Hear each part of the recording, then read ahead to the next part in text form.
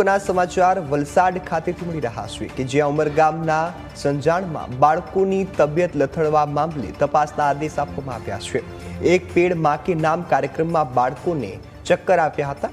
ગરમીમાં બાળકોની હાલત કફોડી થતા શિક્ષણ વિભાગ એક્શન મોડમાં આવ્યો છે। તો જિલ્લા શિક્ષણ અધિકારીએ તપાસના આદેશ આપ્યા છે। ઘેટા બકરાની જેમ ટેમ્પોમાં વૃક્ષારોપણ માટે બાળકોને લાવવામાં આવ્યા હતા। તંબુ પ્રાથમિક શાળાના બાળકોને ટેમ્પોમાં ખીચોખીચ ભરીને લાવવામાં આવ્યા હતા। તો ધારાસભ્ય રમણ પાટકર અને ટીડીઓની હાજરીમાં જ બાળકોની તબિયત છે તે લથડી હતી। આચાર્ય પાસેથી માહિતી મળતા આચાર્ય જણાવ્યું છે કે વન વિભાગ દ્વારા આરએફઓ દ્વારા બસની વ્યવસ્થા થયેલ છે એવું જાણ થયેલ હતું, પરંતુ બસની જગ્યાએ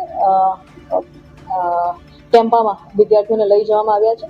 હાલ વરસાદ ન હોવાને કારણે ગરમીની પણ પરિસ્થિતિ છે, તો આ બધી બાબતોની ધ્યાનમાં રાખવાનું હતું, પણ આમાં ચૂક થઈ રહી છે, જેથી તપાસના આધારે જે કોઈ પણ આમાં જવાબદાર હશે અમારા સંસ્થાના અમારી શાળાઓના, તો એમના પર નિયમ અનુસારની કાર્યવાહી કરવામાં આવશે। આમાં કોઈ પણ પ્રકારનો એમને બક્ષવામાં નહીં આવે, એ વિદ્યાર્થીઓના હિતમાં જે તે હશે એ કાર્યવાહી કરવામાં આવશે।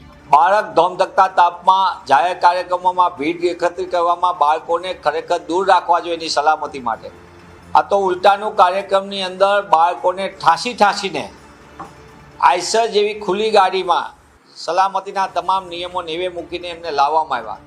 ધોમધકતા તાપમાં બાળકને ચક્કર આવી ગયા તો પણ એની માટે આરોગ્યની ચકાસણી કે એની માટેની આરોગ્ય સેવા મળી રહે તેવી કોઈ ચિંતા ન કરીને કાર્યક્રમ ચાલુ રાખ્યો।